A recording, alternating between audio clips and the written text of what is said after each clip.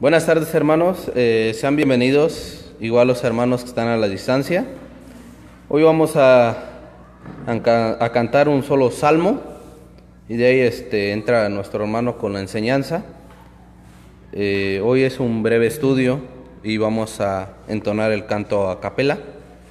Vamos a ir al Salmo 145.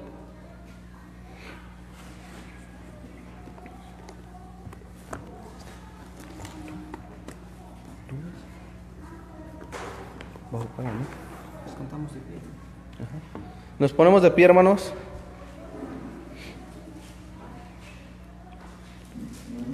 Salmo 145. Van a ser 3 estrofas. La primera estrofa sería el número 1, 2 y 3 sería coro, el cuarto sería la segunda estrofa y el quinto sería la tercera estrofa. Empezamos con el 1, vamos 2 y 3, coro, de ahí el 4, volvemos al coro, de ahí el 5, volvemos al coro y terminamos, ¿sale? Cuando lo tengan todos, empezamos. Ahorita, nomás. Exaltaré mi Dios, mi Rey, y bendeciré tu nombre eternamente y para siempre. Cada día te bendeciré y alabaré tu nombre eternamente y para siempre. Grande es el Señor y digno de suprema alabanza, y su grandeza es inescrutable. Cada día te bendeciré. Generación a generación se declaran tus obras y anunciarán tus poderosos hechos. Cada día te bendeciré y alabaré tu nombre eternamente y para siempre. Grande es el Señor y digno de suprema alabanza, y su grandeza es inescrutable. Cada día te bendeciré. En la hermosura de la gloria de tu magnificencia, y en tus hechos maravillosos meditaré por siempre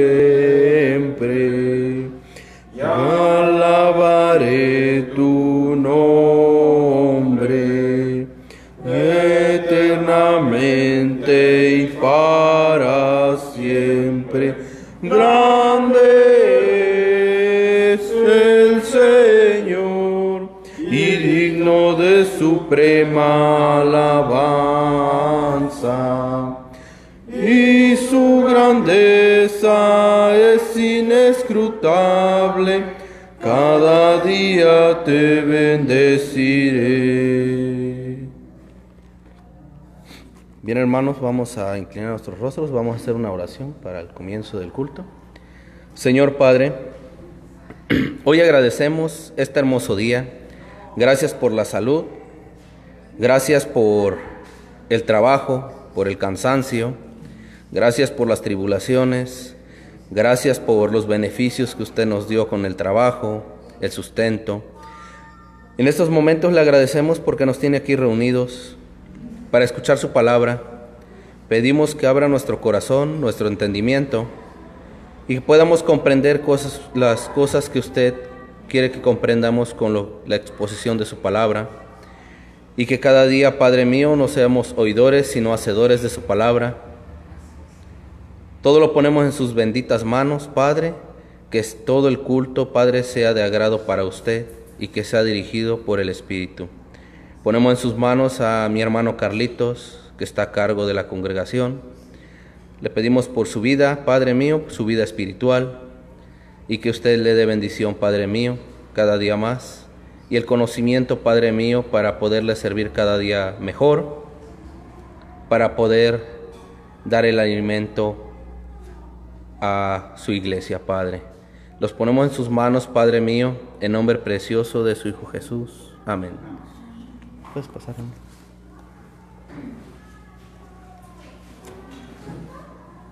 Sean bienvenidos, hermanos, al estudio de los miércoles.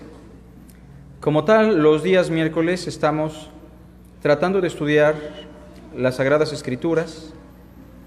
Exclusivamente hemos iniciado un curso sobre el Evangelio de San Juan. Y bueno, estamos tratando de examinar aún el primer capítulo, por lo cual les voy a invitar, por favor, que me acompañen a sus Biblias y abran Juan, capítulo 1,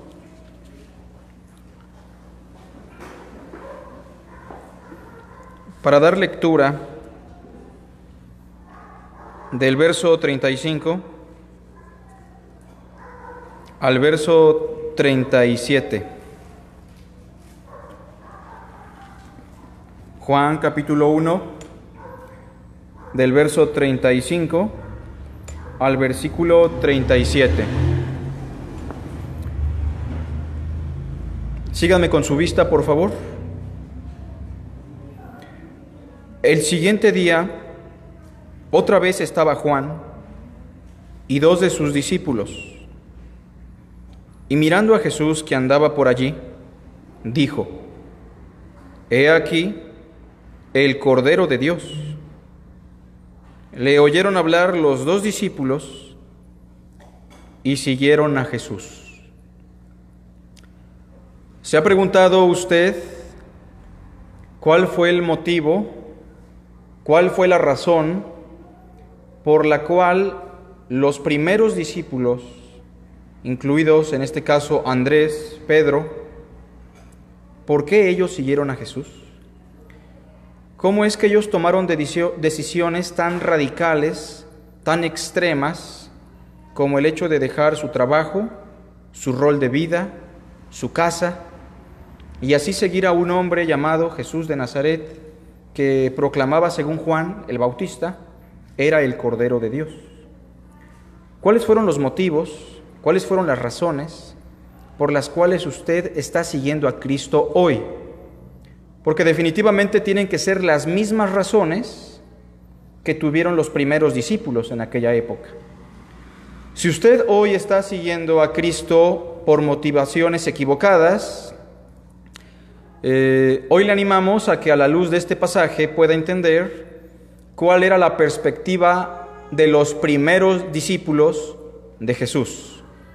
De manera que el día de hoy hablaremos sobre la identidad de Jesús en la perspectiva de los primeros discípulos. Repito, hoy hablaremos de la identidad de Jesús en la perspectiva de los primeros discípulos. ¿Quién era Cristo para los apóstoles? ¿Quién era Jesús de Nazaret para los discípulos? Porque lo que Cristo es para ellos debe ser también para usted. El día de hoy estamos ante un cristianismo, como hemos dicho ya, americanizado, en donde muchas personas tienen motivaciones equivocadas al seguir a Cristo. Algunos siguen a Cristo en la búsqueda del bienestar emocional. Algunos siguen a Cristo en la búsqueda de la prosperidad económica. Otros siguen a Cristo simplemente por temor a vivir bajo la maldición y por temor a ir al infierno. Pero ¿cuál debe ser realmente nuestra motivación? Y la pregunta más importante tal vez sería: ¿Quién es Cristo según la Escritura? Bueno, hoy, en la perspectiva de los primeros discípulos, aprenderemos quién era Jesús de Nazaret para ellos y por qué le siguieron. Veamos por favor el capítulo 1 y demos lectura con atención el verso 35. El siguiente día, otra vez estaba Juan y 2 de sus discípulos, y mirando a Jesús que andaba por allí, dijo: He aquí el Cordero de Dios. O sea, la predicación de Juan el Bautista no es muy exhaustiva en apariencia. Su sermón, su referencia a Jesús es muy concreta. Él simplemente dice: Él es el Cordero de Dios. De hecho, si tuviéramos una amplificación de esta declaración, tendríamos que leer el verso 29 que dice: El siguiente día vio Juan a Jesús que venía a él y dijo: He aquí el Cordero de Dios que quita el pecado del mundo. Especifica un poco más, pero quiero que noten que esa declaración tan sencilla, tan concreta, provocó algo en el corazón de los discípulos de Juan. Recuerden que estos dos hombres en inicio no eran discípulos de Cristo, sino discípulos de Juan el Bautista. Pero esa declaración de Juan tan concreta, tan concisa y sencilla de Él es el Cordero de Dios, va a provocar que ellos abandonen a Juan y sigan de por vida a Jesús de Nazaret. Vean por favor el versículo 37. Le oyeron hablar los 2 discípulos, ¿y qué pasó? Y siguieron a Jesús. Dejaron todo.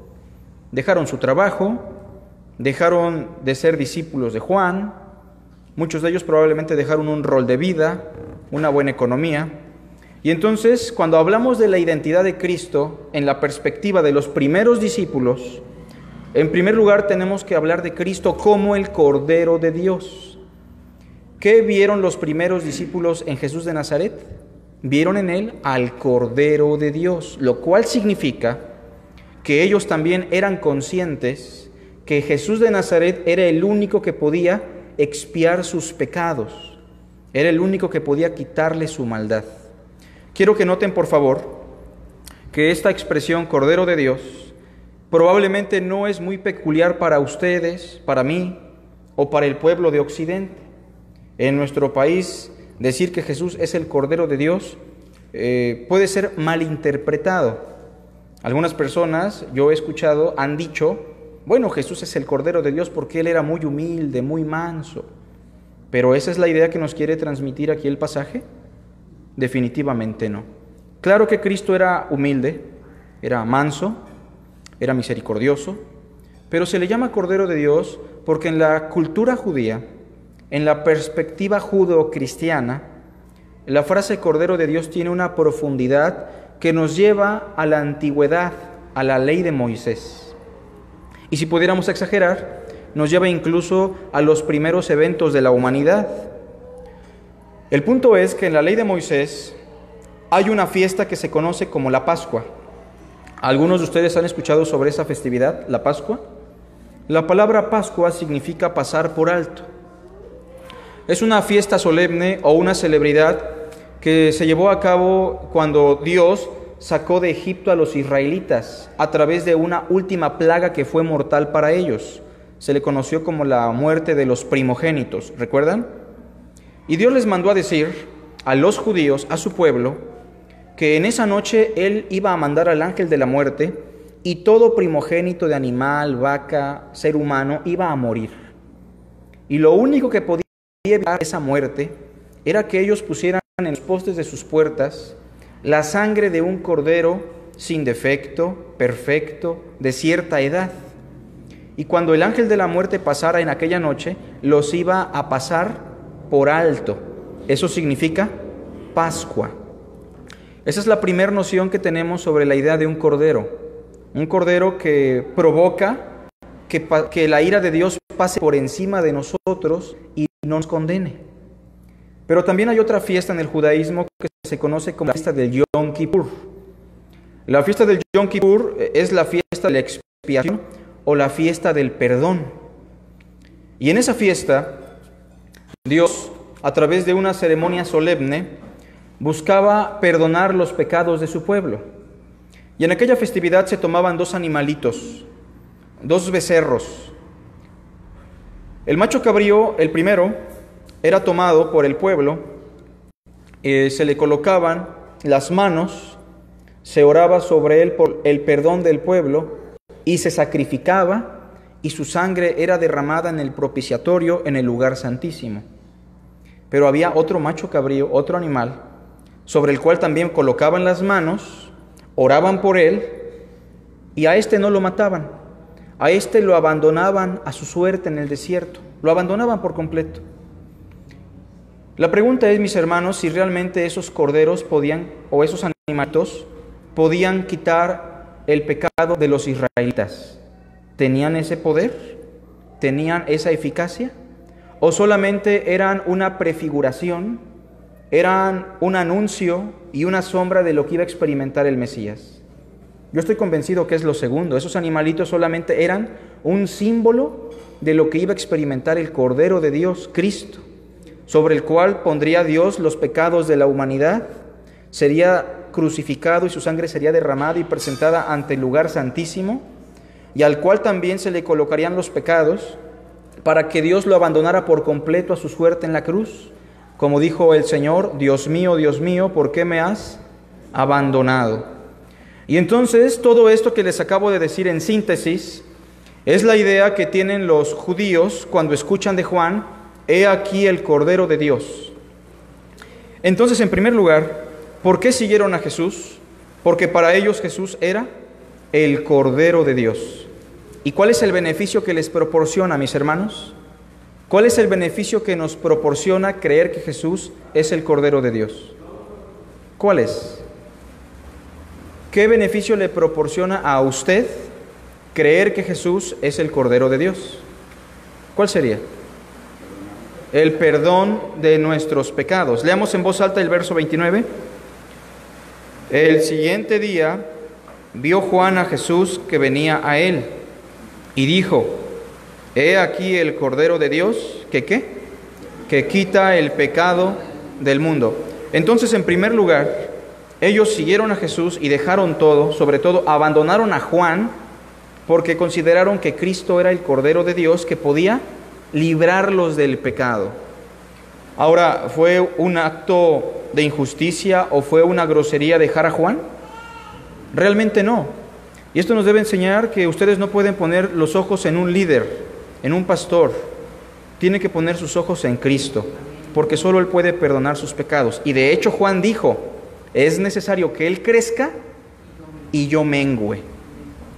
En primer lugar, entonces, la identidad de Cristo en boca de los primeros discípulos es: tú eres el Cordero de Dios y puedes librarme de los pecados. Le hago una pregunta yo a usted: ¿ha seguido usted a Cristo, a Jesús, porque usted ve en Él al Cordero de Dios, que puede expiar su maldad y sus pecados? Seguimos. Capítulo 1, versículo 38.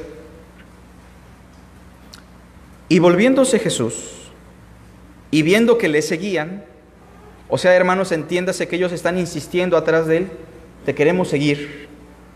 Les dijo: ¿qué buscan? ¿Qué es lo que quieren? ¿Se entiende la idea? No eran personas que estaban buscando dinero, no eran personas que estaban en busca de la felicidad. Eran personas que buscaban algo más importante. Veamos, ¿qué buscáis? ¿Ellos qué dijeron? Rabí, que traducido es maestro. ¿Dónde moras? La respuesta de los discípulos es concreta. ¿Es clara para nosotros? Como que no, porque no le dan una respuesta como que muy clara. Pero vamos a ver que Cristo sí entendió la idea. Miren, yo estudié música en la facultad. Algunos hermanos estudiaron medicina. Y sobre todo esas dos carreras, en particular, son muy largas. Son de 8 a 10 años, ¿no? Son muy largas. De hecho, son las más largas aquí en Jalapa, al menos, que yo sé. En la antigüedad, cuando una persona quería aprender música o quería aprender medicina, Aunque la medicina tardó mucho en desarrollarse, las vacunas y los antibióticos realmente son nuevos en la historia de la humanidad. Lo que estas personas hacían para aprender este oficio o esta profesión era buscar a un médico o a un músico y suplicarle que les dieran la oportunidad de aprender. Y si el maestro aceptaba, ya fuera el médico o el músico, la implicación de este aprendizaje era que tenía que irse a vivir a la casa del maestro. Tenía que aprender no solamente la teoría, sino que tenía que también pasar por un proceso de experimentación junto al maestro. ¿Se entiende? De manera que hay una diferencia abismal entre un alumno y un discípulo, entre un profesor y un maestro. En el Seminario Bíblico de Jalapa, yo soy un maestro o un profesor. Un profesor. No tengo responsabilidad con ninguno de ellos en cuanto a mi acercamiento. Pero en la congregación de Cristo, ¿soy un maestro o soy un profesor? Soy un maestro. Y tengo la obligación de dar ejemplo con mi vida. Tengo la obligación de meterme en la vida de los hermanos para bien, para su crecimiento, para su cuidado. Y Cristo no es un profesor. Cristo es un maestro. De manera que cuando le hace la pregunta a los discípulos, verso 38, ¿qué buscáis? Y ellos le dicen, Rabí, ¿dónde moras? Lo que le están diciendo es, queremos ser tus seguidores. En ti vemos no solamente al Cordero de Dios. Número 2, en ti vemos a un maestro. ¿Se entiende? Alguien que debe y puede instruir nuestra vida. Hermanos, ellos no estaban interesados en una capacitación de seminario. Ellos estaban interesados en una capacitación de vida, una relación personal, maestro-discípulo. ¿Se entiende eso? De manera que eso también debe llevarlo a usted a esa concepción. Cristo para usted en primer lugar es el Cordero de Dios, pero también debe de ser su maestro. ¿Cuál es el beneficio que nos proporciona creer en Jesús como nuestro maestro? Que podemos ser instruidos, que podemos ser capacitados. Hermanos, la verdad es objetiva, es decir, podemos estar seguros de una cosa, sí o no. Podemos llegar a la conclusión de ciertas cosas, sí o no. Sí, porque estamos en la verdad. Y no es que nosotros estemos aclarando que tengamos la verdad, porque no tenemos la verdad. La verdad nos tiene a nosotros, porque la verdad, hermanos, no es un concepto. La verdad es alguien, la verdad es Cristo. Yo soy el camino, la verdad y la vida. Si vosotros permaneciereis en mis palabras, seréis verdaderamente mis discípulos y conoceréis la verdad, y la verdad os hará libres. A mí me da mucho miedo el cristianismo de hoy día, porque es un cristianismo en donde no se estudia, en donde, por lo común, tanto el líder como los que escuchan están simplemente en la búsqueda del bienestar emocional y material, pero realmente no hay una profundidad en cuanto al conocimiento de Dios.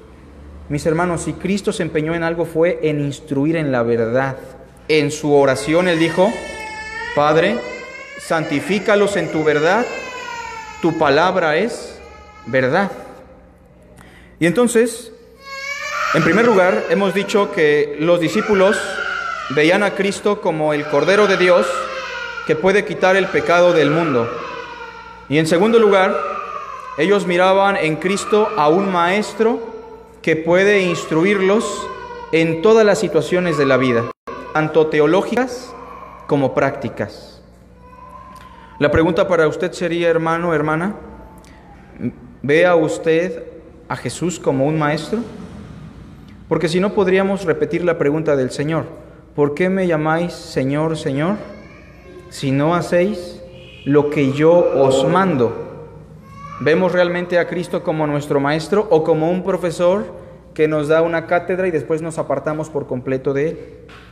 Bueno, esa es la idea, ¿no?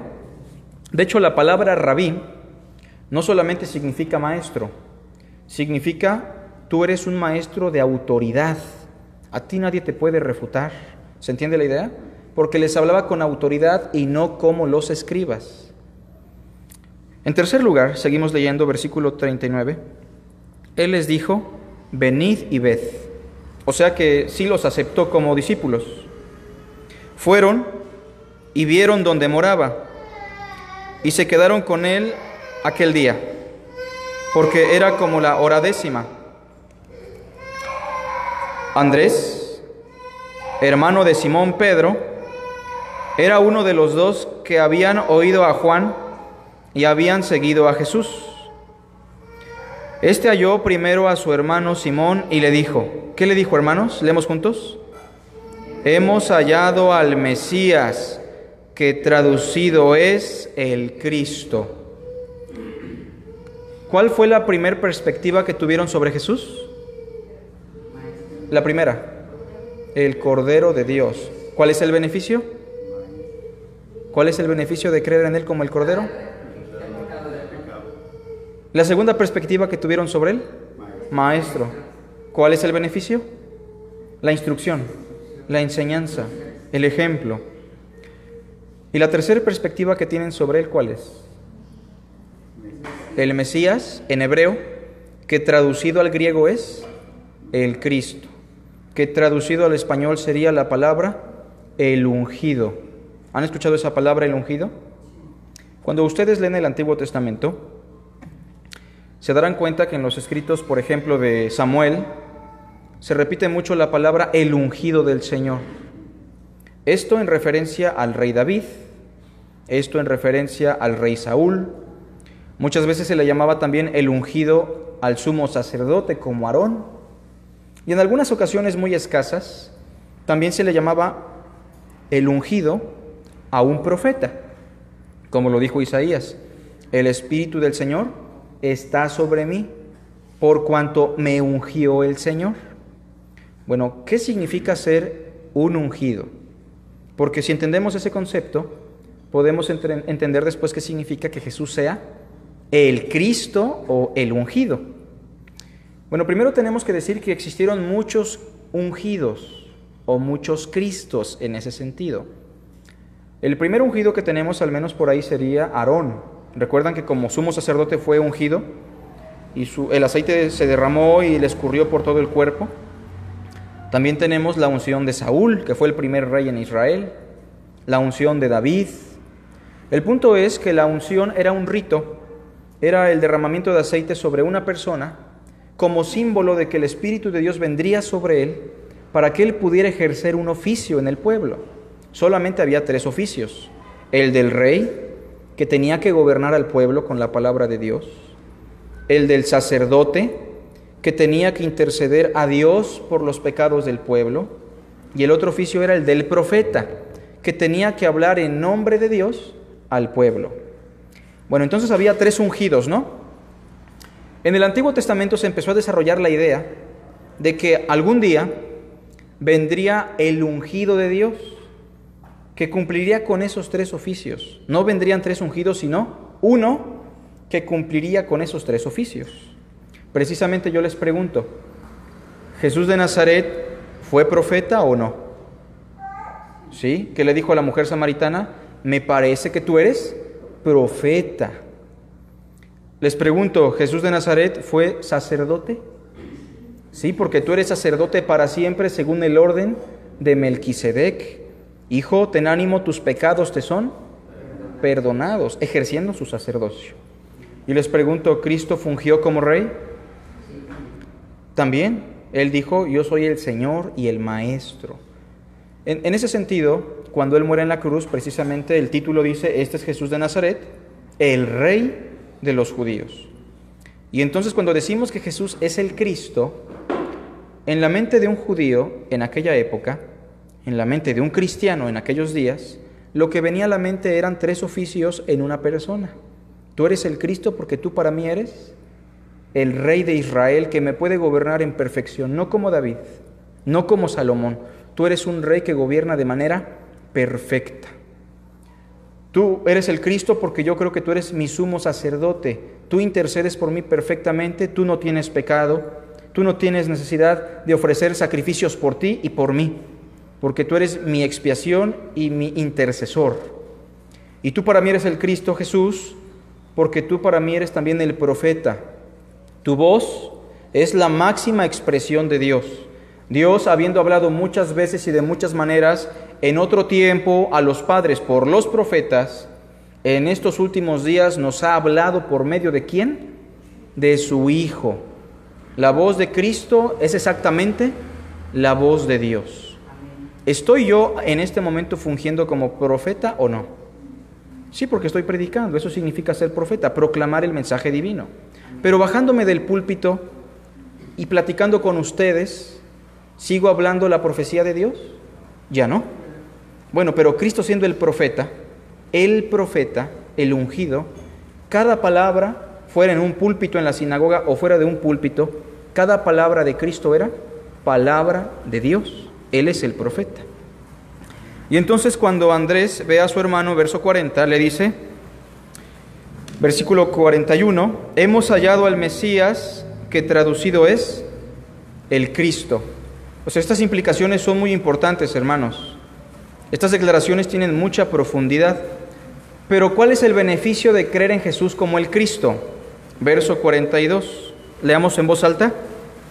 Y le trajo a Jesús, y mirándole Jesús dijo, tú eres Simón, hijo de Jonás, tú serás llamado Cefas, que quiere decir Pedro.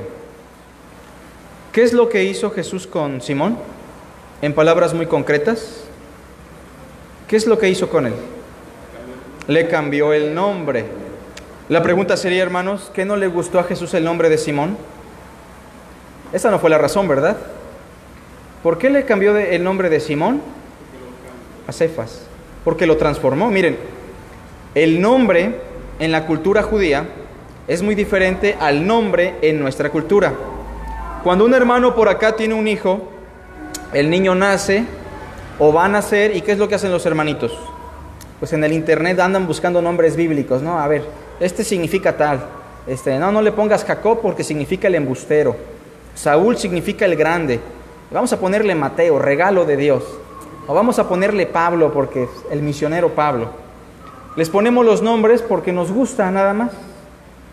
Los judíos en la antigüedad no le ponían el nombre a sus niños, sino hasta que el niño desarrollara una identidad. Y de acuerdo a su identidad, a su carácter, a sus cualidades, a los meses ya, le ponían el nombre. Por ejemplo, ¿qué significa el nombre de Jacob? ¿Alguien sabe?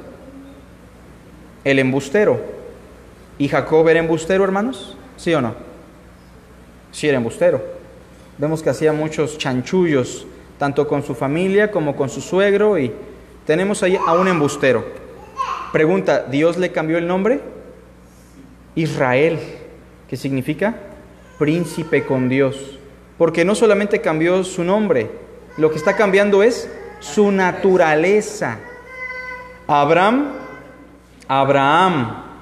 Sarai, Sara, Saulo, Pablo, Simón, Cefas. Precisamente la palabra Simón significa inestabilidad. Tiene que ver con arenas movedizas. Simón tiene que ver con una vara que se mueve de un lado para otro. La pregunta es, ¿ese era el carácter de Simón? ¿Sí o no?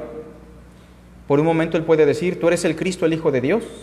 ¿Y qué le dice el Señor? Bienaventurado eres Simón. Y a los minutos le quiere dar un consejo porque ya se siente muy espiritual. Dice, Señor, que nada de eso te acontezca. ¿Y qué le dice el Señor? Apártate de mí, Satanás. ¿Había inestabilidad en Simón? Había. Mi vida pondré por ti. ¿No? ¿Y qué pasó? Lo negó. Él aún era Simón, pero tenía la promesa de que por haber creído en Jesús como el Cristo, ya explicamos eso, su vida iba a ser transformada. No solamente el nombre. Cefas precisamente significa piedra, que es la palabra hebrea para Pedro, piedra. La pregunta es, ¿Simón llegó a ser un hombre sólido, íntegro, maduro, recto, atrevido? ¿Sí? O sea, es en pocas palabras lo que dice Pablo, de modo que si alguno está en ¿quién? Cristo, el Mesías, el ungido, nueva criatura es. Las cosas viejas pasaron, he aquí todas son hechas nuevas. En primer lugar, tú eres el Cordero de Dios que quita mis pecados. En segundo lugar, tú eres el Maestro que puede instruir mi vida. Y en tercer lugar, tú eres el Cristo quien puede transformar mi naturaleza, quien puede transformar mi persona. Seguimos, hermanos, leyendo. Versículo 42, leemos juntos en voz alta.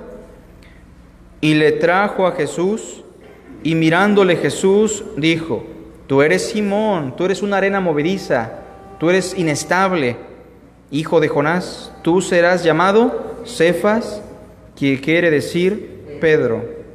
No importa si usted es una persona perversa, inestable, inmoral, no importa quién sea usted, su familiar, su amigo, su hijo, su primo, su hermano, si esa persona llega a creer que Jesús es el Cristo, Dios le va a dar un nombre nuevo, lo cual significa que Dios va a cambiar su naturaleza. ¿Cómo es posible, hermanos, que el apóstol Juan en un momento dijo: Señor, ¿quieres que estos que no te escucharon, quieres que hagamos descender fuego para que los consuma como hizo Elías? ¿Se acuerdan que dijeron eso? Él y su hermano. ¿Cómo es posible que un hombre tan agresivo como Juan, al final de sus días, lo único que menciona es el amor? Amados, amémonos porque el amor es de Dios. Dios es amor. Todo aquel que es nacido de Dios conoce el amor. ¿Cómo es posible que hable tanto del amor cuando en su juventud fue un hombre tan agresivo, fue un hombre tan duro? Bueno, porque él creyó que Jesús era el Cristo y su naturaleza fue transformada. No importa su vida, su pasado, si usted cree que Jesús es el Cristo, puede ser transformado. Entonces vemos que ellos no tenían motivaciones como las que tenemos hoy. Ellos no estaban buscando dinero, ellos no estaban buscando salud, prosperidad, ellos estaban buscando cosas más profundas: el perdón de los pecados, instrucción de la verdad, una transformación de su naturaleza, de su corazón. Verso 43. El siguiente día quiso Jesús ir a Galilea y halló a Felipe y le dijo: sígueme. Y Felipe era de Betsaida, la ciudad de Andrés y Pedro. Felipe halló a Natanael y le dijo: hemos hallado, lo mismo que el otro, ¿no? Hemos hallado a aquel de quien escribió Moisés en la ley, así como los profetas, a Jesús, el hijo de José, de Nazaret. ¿Qué es lo que está diciendo aquí Felipe? ¿Qué es lo que le está diciendo a Natanael? Hemos encontrado el cumplimiento de la ley y los profetas. Entiéndase la profundidad de estos, hermanos. En cuarto lugar, ellos miraron en Jesús el cumplimiento de la ley y los profetas. Ellos están diciendo: Él es el hombre del que habló Moisés cuando dijo: profeta levantaré de entre tus hermanos como a ti, Moisés. Él es el cumplimiento de aquel texto que dice: mas él herido fue por nuestras rebeliones, molido por nuestros pecados. Él es el cumplimiento de aquel texto que dice: dijo el Señor a mi Señor: siéntate a mi diestra hasta que ponga a tus enemigos por estrado de tus pies. Él es el cumplimiento de todo lo que dice la ley y los profetas. Y precisamente, hermanos, tenemos que llegar a una conclusión. Toda la Biblia versa sobre una sola cosa, o más bien, sobre una sola persona, sobre Cristo. Vean conmigo Juan 5, por favor. Juan 5:39.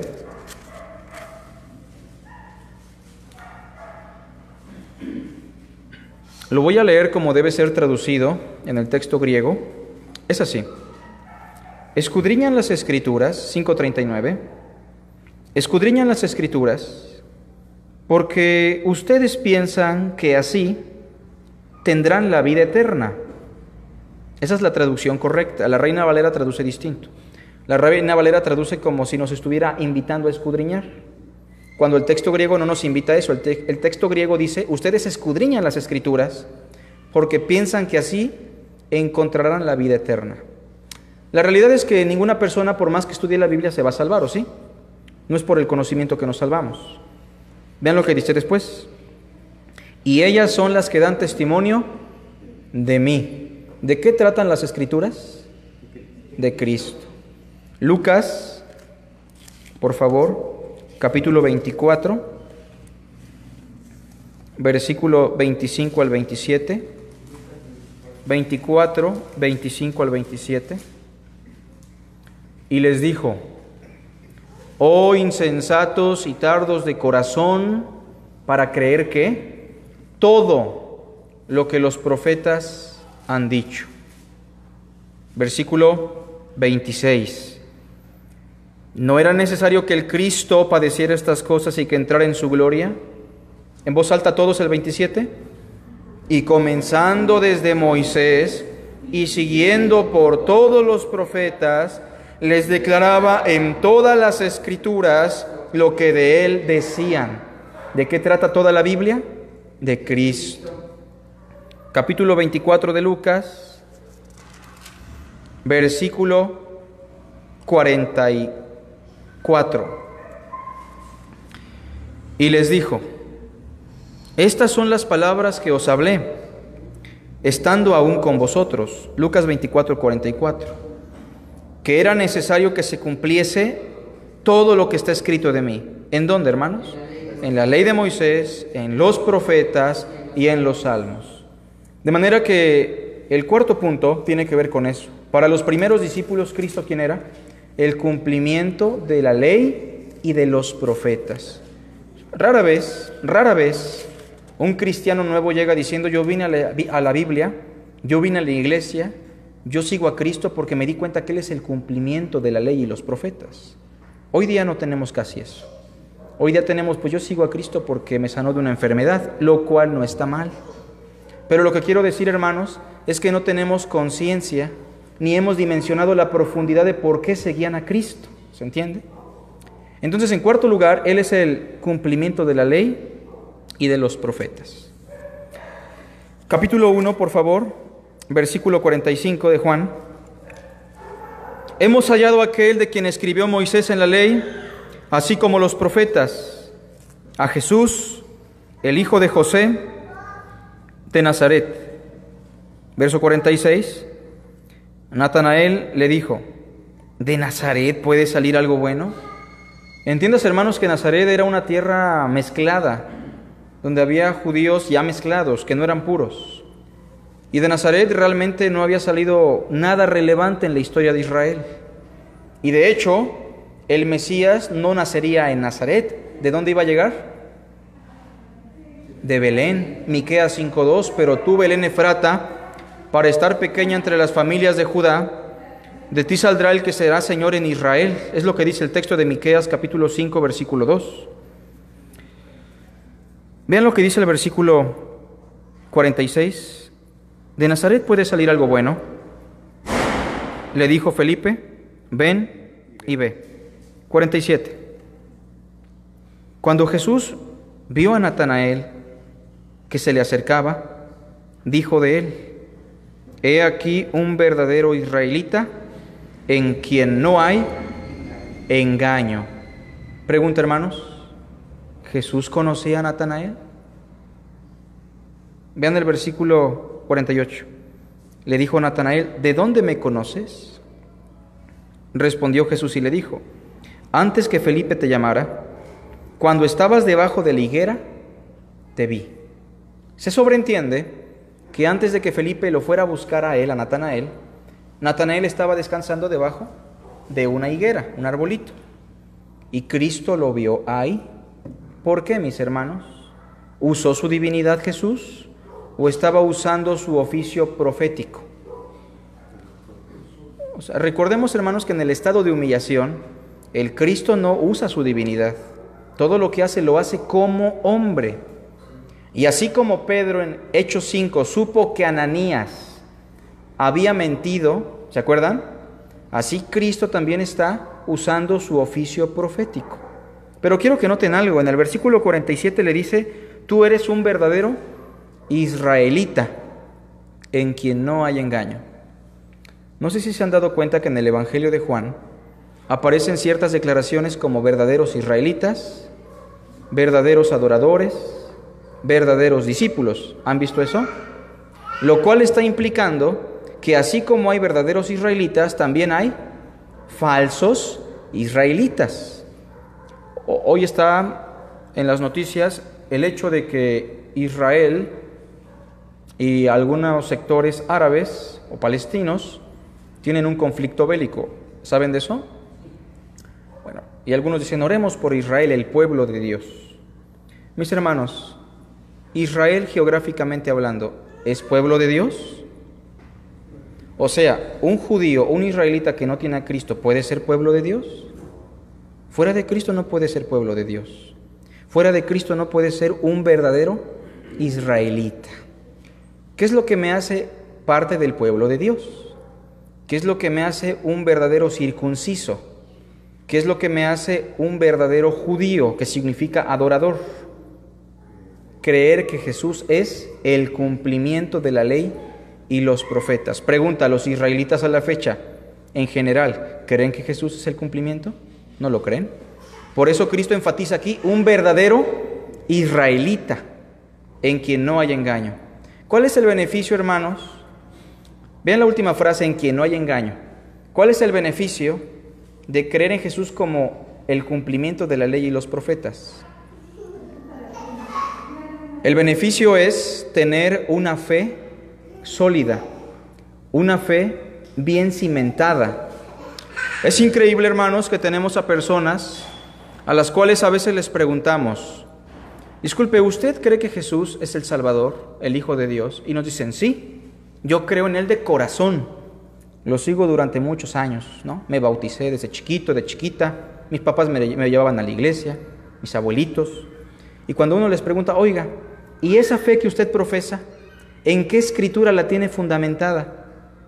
¿O cómo está seguro o segura usted que Jesús realmente es el Salvador? ¿Tiene algún texto que soporte eso? Y muchas veces las personas dicen, pues no, pero pues lo creo de corazón. ¿Eso es válido, hermanos? ¿Realmente esa fe puede ser sólida? Claro que no. Creer que Jesús es el cumplimiento de la ley y los profetas nos da una fe sólida. Platicaba, creo, con el hermano Aurelio en la semana. Ahora sí se soltó el chamuco, ¿verdad? Platicaba con el hermano Aurelio en la semana, que creo que era con él, ¿no?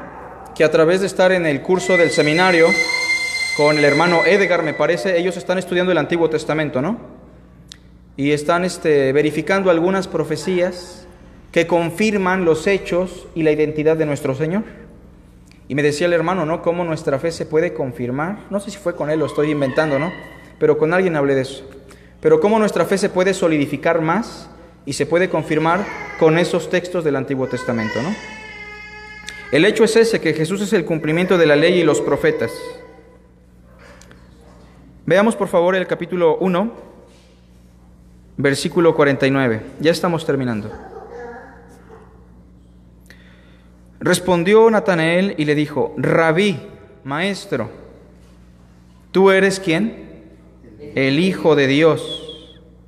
Tú eres el Rey de Israel. Tanto Rabí como Rey de Israel, ya lo explicamos, ¿no?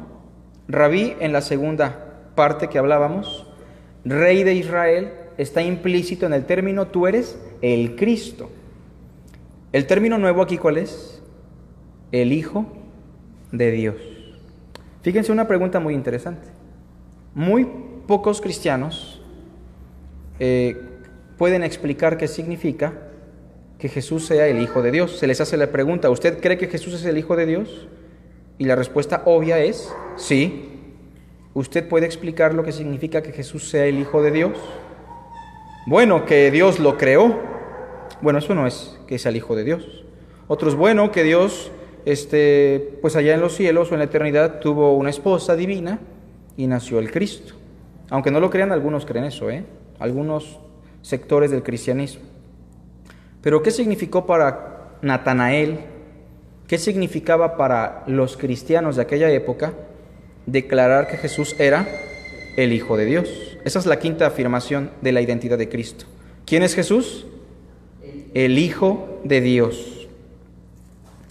Veamos por favor un texto en Juan para que expliquemos lo que significa el Hijo de Dios. Juan capítulo 10, versículo 30. Pero antes de seguir con esta explicación, Tengo que decir algo, hermanos. Qué bueno que ya se fue el de los churros, ¿verdad?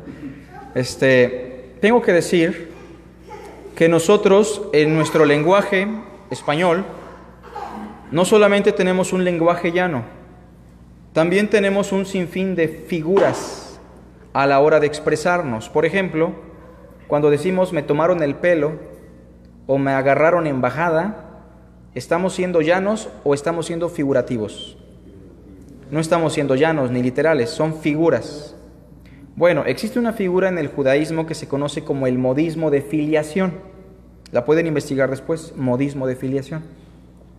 Es cuando se le llama a alguien o a algo hijo, no en el sentido ordinario de ser un descendiente, sino más bien para destacar una cualidad, una relación, una virtud, una semejanza.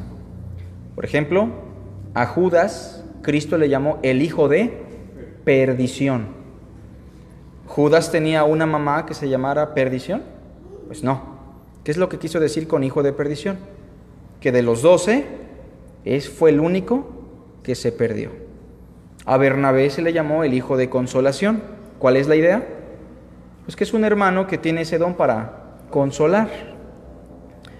Porque los primeros discípulos declaraban que Jesús era el Hijo de Dios. Bueno, porque es una figura que está destacando una verdad. Juan 10:30, veamos por favor. Aquí tenemos la explicación, lo más breve y claro posible.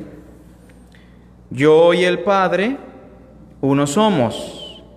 Les hago la pregunta, ¿qué dijo Jesús? Yo y el Padre, uno. No se olviden de lo que dijo Jesús, ¿sale? Yo y el Padre, uno somos. Verso 31. Entonces los judíos volvieron a tomar piedras para apedrearle. Jesús le respondió: muchas buenas obras os he mostrado de mi Padre. Recuerden que todo lo que hizo lo hizo como hombre en dependencia al Padre. ¿Por cuál de ellas me apedreáis? Le respondieron los judíos diciendo: por buena obra no te apedreamos, sino por la blasfemia, porque tú, siendo hombre, te haces Dios. ¿Qué significa la expresión yo y el Padre uno somos, hermanos? ¿Qué quiso decir Jesús con yo y el Padre uno somos? ¿Quiso decir que son uno en equipo? Como cuando andamos echando la cascarita y decimos todos para uno y uno para todos. ¿O quiso decir que eran uno en naturaleza? Así lo entendieron los judíos y por eso lo querían apedrear. Sigamos leyendo, por favor. Pero antes pregunto, ¿qué dijo Jesús? Yo y el Padre uno somos. Es lo que dijo él. No se les olvide. 34. Jesús le respondió: ¿no está escrito en vuestra ley, yo dije, dioses sois? Si llamó dioses a aquellos a quienes vino la palabra de Dios, y la escritura no puede ser quebrantada, ahí está la autoridad de la Biblia. Verso 36. Al que el Padre santificó y envió al mundo, vosotros decís tú blasfemas, porque dije, pregunta, ¿qué dijo Jesús? Hijo de Dios soy. ¿Dijo eso? No dijo eso, ¿verdad? Él dijo, yo y el Padre. Pero ¿qué dice aquí en el verso 36? Porque dije, Hijo de Dios soy. Lo que significa que yo y el Padre uno somos, es lo mismo a decir, soy hijo de Dios. O sea, que cuando un judío declara tú eres el Hijo de Dios, ¿qué le está diciendo en palabras muy concretas? Tú eres mi Dios, tú eres divino, tú eres el Verbo, el Dios que se hizo carne, ¿se entiende? Y así como Hijo de Dios destaca la naturaleza divina de Cristo, Hijo del hombre, ¿qué destaca? La naturaleza humana, porque era hombre o no. Verdadero Dios, Hijo de Dios, verdadero hombre, Hijo del hombre. Juan capítulo 1, por favor, versículo 49. 49, respondió Natanael y le dijo, Rabí, tú eres el Hijo de Dios, tú eres el Rey de Israel. Respondió Jesús y le dijo, porque te dije, te vi debajo de la higuera, ¿crees? cosas mayores que estas verás. Y le dijo, de cierto os digo, de aquí adelante veréis el cielo abierto y a los ángeles de Dios que suben y descienden sobre el Hijo del Hombre. ¿Cuál es el beneficio que nos da creer que Jesús es el Hijo de Dios? Es muy sencillo, la adoración. Porque si Él es Dios, podemos y debemos adorarle. La adoración no solamente es respeto, la adoración no solamente es reverencia, la adoración es rendición total a la persona de Cristo. Cuando llegaron los magos del oriente, vieron al niño y a su madre, ¿y qué dice? ¿Los adoraron o le adoraron? Le adoraron. Y le dijo Jesús al ciego de nacimiento, ¿crees tú en el Hijo de Dios? Respondió el ciego y dijo, ¿quién es, Señor, para que crea en Él? Cristo le dijo, pues le has visto, y el que habla contigo, Él es. El ciego dijo, creo, Señor, y le adoró. ¿Cree usted en Jesús como el Hijo de Dios? ¿Y le adora como si fuese Dios? Porque precisamente la adoración, hermanos, es una oración ordenada. Dios es un Dios de orden.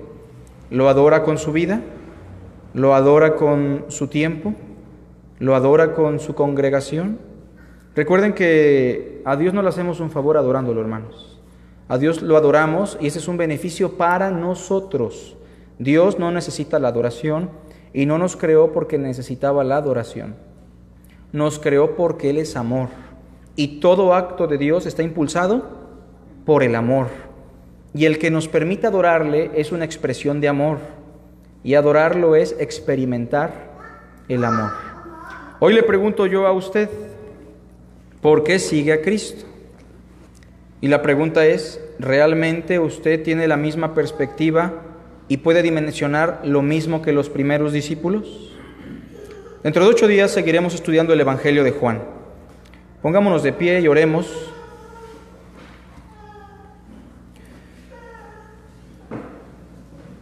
Padre, te agradecemos por tu bendita y sagrada palabra. Te rogamos que tú bendigas en nuestra mente y nuestro corazón y en nuestra vida todo lo que hoy hemos aprendido. Que nuestras motivaciones, que nuestras razones por las cuales seguimos a Cristo, nuestro Dios y Señor, sean las mismas que tus primeros discípulos tuvieron. Sean las mismas las razones por las cuales tu palabra dice que tú eres quien eres, Señor. Que no estemos motivados por cosas superfluas, temporales, sino simplemente por quien tú eres, Señor, puestos los ojos en Cristo Jesús, el autor y consumador de la fe. Y te pido por mis hermanos que pueden estar pasando por situaciones difíciles, que hoy puedan recordar que tú eres el Cordero que quita el pecado. Hay hermanos que pueden requerir de un consejo, de una instrucción, y que mis hermanos puedan recordar, Señor, que tú eres el Maestro, que Cristo es el instructor de la vida, Él es la verdad. Hay quienes necesitan la transformación de su naturaleza, una renovación de su corazón, y que deben recordar que tú eres el Cristo que puede transformarnos. Y hay quienes pueden estar titubeando en su fe, Señor. Recuérdales, Padre, que Cristo es el cumplimiento de la ley y los profetas, y que Cristo es el Hijo de Dios, el único Dios vivo y verdadero, que es uno con el Padre y con el Espíritu, quien vino a redimirnos para rescatarnos de este presente siglo malo y trasladarnos al reino de nuestro Padre Celestial.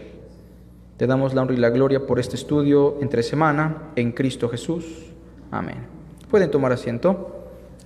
Me gustaría el día de hoy darle la bienvenida a nuestros hermanos que nos visitan por primera vez, nuestra hermana Virgen, ¿verdad?, de Lourdes. Hermana, si se quiere presentar con su hijo, por favor, con los hermanos. Soy Virgen de Lourdes Morales Platas y mi hijo es Christopher Salva López. Bienvenidos. Hermanos, que Dios les bendiga y es un placer tenerlos con nosotros. Y por acá tenemos también a nuestros hermanitos, yo ya los conozco, ¿verdad? Pero hermanos, si se pudiera presentar con su esposita. Bueno, mi nombre es Rodolfo López Salomón y mi esposa es María de los Ángeles Velázquez. Bienvenidos, hermanos, que Dios les bendiga y un gusto tenerlos con nosotros. Pues recordemos, hermanos, el propósito del Evangelio de Juan.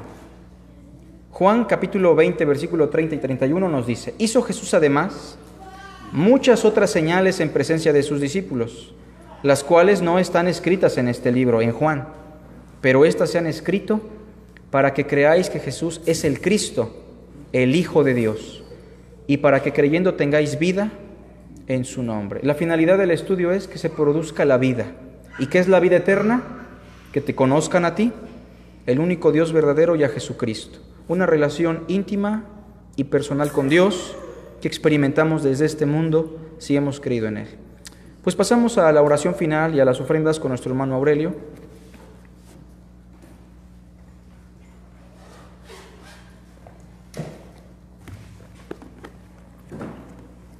Bien, hermanos, vamos a ir a las ofrendas. Vamos a leer un texto en las Escrituras, en segundo libro de Crónicas.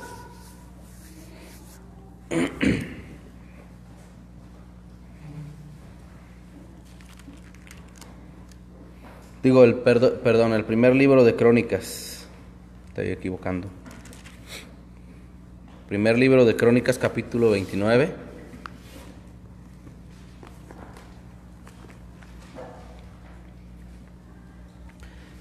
Del 11 al 14. Primer libro de Crónicas, capítulo 29, del 11 al 14. El último capítulo de Crónicas, el primer libro.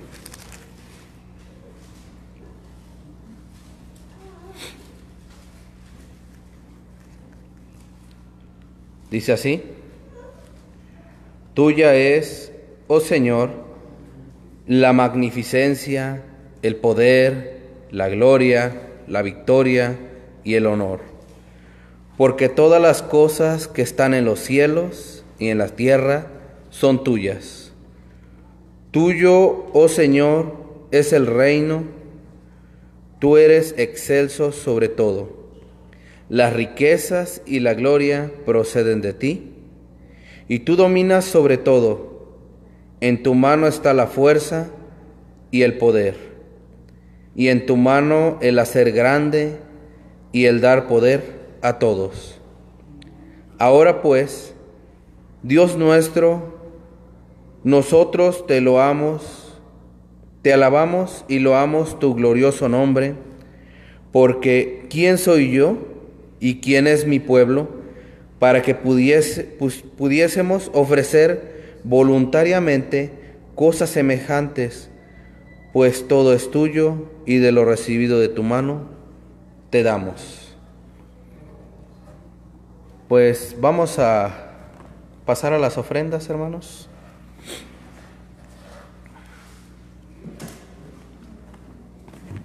¿Entonamos algún canto, hermano? No, ese.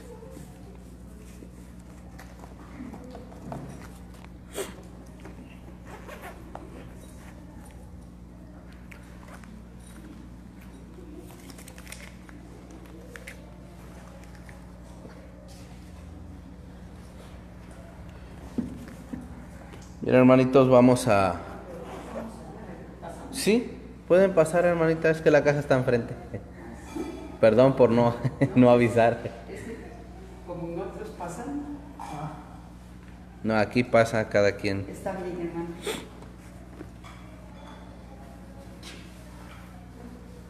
Y les recordamos, hermanos, que si quieren alguna aclaración pueden acercarse a nuestra hermana Guille y hermano Rafa, ¿verdad? Sí. Que ellos son los encargados de las ofrendas. Pues vamos a hacer una oración. Señor Padre, hoy agradecemos por este estudio. Gracias por comprender la grandeza de ese sacrificio que vino a hacer el Señor Jesucristo. Gracias porque en Él se consumó todo lo que es el sacerdocio, el oficio de rey y profeta.